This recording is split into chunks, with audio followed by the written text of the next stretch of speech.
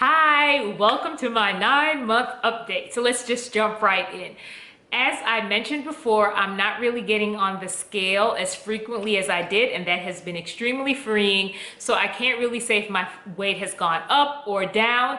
I can say though, I'm using the way my clothing fit as a marker for how I'm doing. And the things that fit me last month still fit me now. So I think I mentioned this last month that I feel like I've really stabilized, and it's been super, super freeing to not feel like I always have to get on the scale, because with my personality type, it's so easy for me to like obsess over things. So I think that this was a healthy decision for me to just forego the scale. Now, it's not to say that I won't ever get on, but I plan to continue this mode of not making it a frequent thing.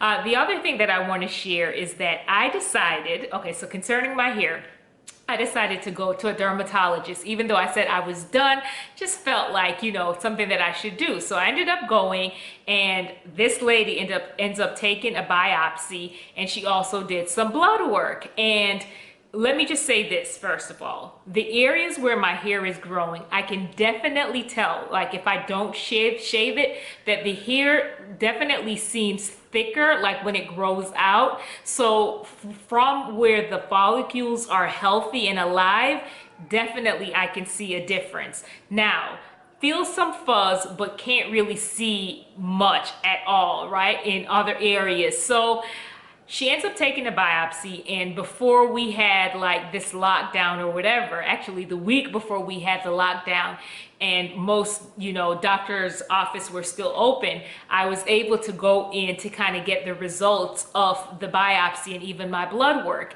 And she mentioned that, obviously there's certain areas where my follicles are still alive, which I knew, but she says that there's certain areas where it's like dead, and like end of the road dead, like no hope for restoration dead. And I'm just be very honest, like I was super deflated when I came out of the visit, right? But I got some encouragement from some dear friends and even a sister of mine, and they reminded me of certain things that I had shared with them in the past. And I'm just gonna say this, like my faith plays a huge part in how I live my life and the lenses that I see through. So I believe in miracles. So according to the doctors, they're like, there's no way. And I'm holding on to the idea of restoration for my hair, not because I'm just like some fanciful person and it's just like, oh, this would just be great. I really feel in my heart that this is something that God has spoken to me. Now, I know that, hey, I perhaps misheard him. And if I did and my hair never grows back, like I'm still going to be okay. But for now, I'm daring to believe for a miracle, even though that this has been pronounced like, yeah, we're just whatever, this isn't gonna happen. And I know some people are watching and they're like, really? Yeah, really, I'm a believe for a miracle. So that's where we are right now. And if it doesn't happen, I'm okay. I'm still going to be okay. And I still have so many things to be thankful for.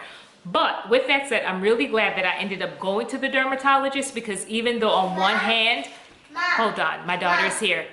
On the other hand, I'm really glad that I ended up going to the dermatologist, even though I was deflated with what she shared with me concerning my hair. I ended up getting the results of my blood work. And I mentioned this, I don't know, some videos back, that I had a test done some years ago and it came back positive for like lupus, but the doctor didn't really give me a thorough understanding of what was going on. And they're like, more than likely that's not really the case and whatever. And just was kind of dismissive, and we didn't have much follow through, and I was a little bit frustrated. So we just kind of left it alone. However, she took the blood test and she was explaining to me that I think there's like 5 markers or whatever that you have to hit to confirm that you have lupus. And she was like, she really thinks that I do have it, because it was like, I hit at least 3 markers. And she wanted me to go to see a rheumatologist, and she was recommended that I go to the hospital to get some blood work done. And I was planning to, but given all that's going on right now, I'm thinking that the hospital is not the best place to be to try to go get some blood work. So when everything calms down, I'll go ahead and go. And even if it's not lupus, obviously there's some autoimmune issues that's going on. So from that standpoint, I'm really thankful, and she feels like all of that has played into like just this hair loss, right? But we're just gonna do more tests to try to figure out exactly what's going on.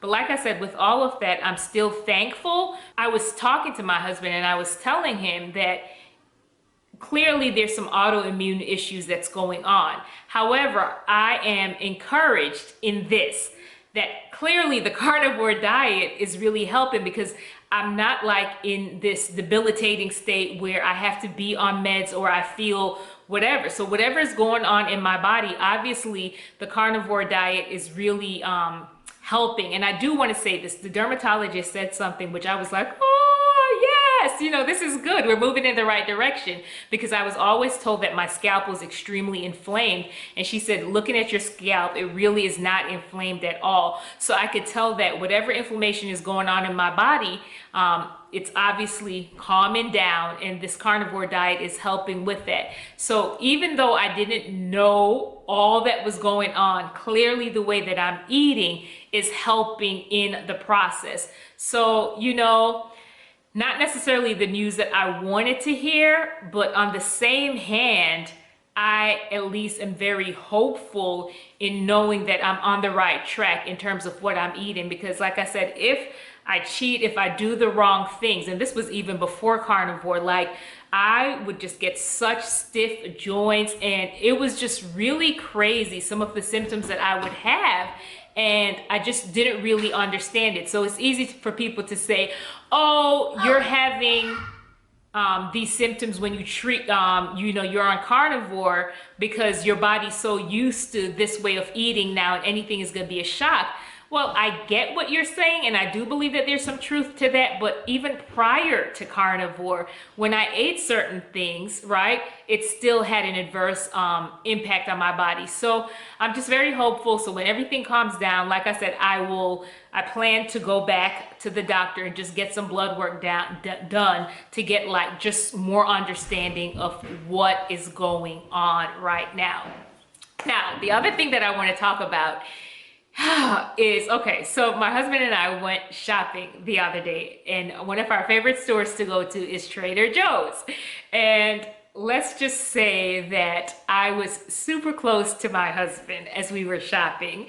And yes, I love him, but that was not why I was super close to him. He can get really happy when we go to the grocery store, and I never want to be that wife that like is trying to treat him like a kid, like you can't get this and this is not good for you. Even though I do have my moments, I will confess, you know. So we're just kind of laughing as we're going through the store, because I was like, you need me right here beside you to kind of encourage you to put the right things in the cart. And he was like, well, can't we just at least get a treat, you know? And whatever, he was gonna do what he wanted to do. So he ended up getting some cupcakes, and these are the same cupcakes that got me caught up the last time and had me out for a good week, right? So we came home and there were a total of 8 cupcakes. We are a family of 8. So if you do the math, there was enough cupcakes for each of us to get one. And everyone was like, oh, you know, we each can get one. I was like, nah, you all will not get me caught up this time like I did. And it's just like I did last time. And did I want to eat the cupcake in the moment? Yes, I did. But I just really had a sobering moment where I'm like, you know what? Stiff joints, throwing up, and all the other unpleasant things that happened to me the last time is just not worth it. Plus, we on this lockdown, you don't need me to be in a miserable state, because everybody would end up feeling just my grumpiness from how I was feeling. So I really had to sit and think it through. And, you know, my daughter was applauding me and saying, oh, you know, that's awesome that you were willing to pass. And yeah, in the moment, she may have thought that it was a great thing, but she didn't know some of the internal conversations that I was having, which I will come to in a moment. But I realized that with this carnivore journey, even though in the beginning I was like, I'm gonna be good, I'm not gonna cheat, whatever, I have had my moments, which I've shared in previous things, where I did cheat. And I realized that it's not a once and for all statement that I will never cheat. It's a daily decision not to. Now, I feel like the longer that I go with this, that I am less inclined to give into whatever temptation is set before me. Not to say that I'm above it, but I feel like the longer I go, it's not as like pulling on me. Now, back to the conversation that I was having in my head when my daughter was applauding me. She was, telling me that that was pretty good, that I was able to pass on it. Internally, though, there was some resentment. I was feeling some type of way, and I was just sitting there like, man, it's not like I want to have cupcakes every day, but in this moment, I wanted to just enjoy the moment with my family and consume the cupcakes, because I'm not even going to pretend. Those cupcakes were super yummy the last time. The effects weren't good, but they were super yummy. And yes, I know that the cupcakes are absolute garbage and they're not good for anyone, but in that moment, I was like, why can't I just be normal? And I was feeling resentful to say, in terms of feeling like everybody else can eat this. And yes, I know it's not good for any of us, but they don't have the same symptoms that I do after eating it. And I had to really unpack just those feelings of resentment and just even some kind of anger. For the most part on this journey, I've been really good and just, knowing that it is what it is. But I have to say that it's not like that every day, that I do have my moments like I did the other day, where I'm just like, can I have a moment of normalcy where everything in my body functions as it should? And if I eat what I shouldn't, that I'm not like just passed out, you know what I mean, for days. I know I'm being melodramatic, but that's how I was really, really feeling. So I hear people talk and they're just like, oh, I'm so good. And I'm not discounting that. I think that's wonderful when you are just like so focused and you're not ever tripped up by the different things that's placed before you. But that's not my story. Like, I do still have my moments, even though I know the benefits, even though I know these things are horrible for you. I do have my moments where I would just love to be able to say, you know what, I can just eat this cupcake and get back on track tomorrow and be good. But I realize that's not my story, and it's sometimes a hard pill to swallow. It really is. So just wanted to share that with you.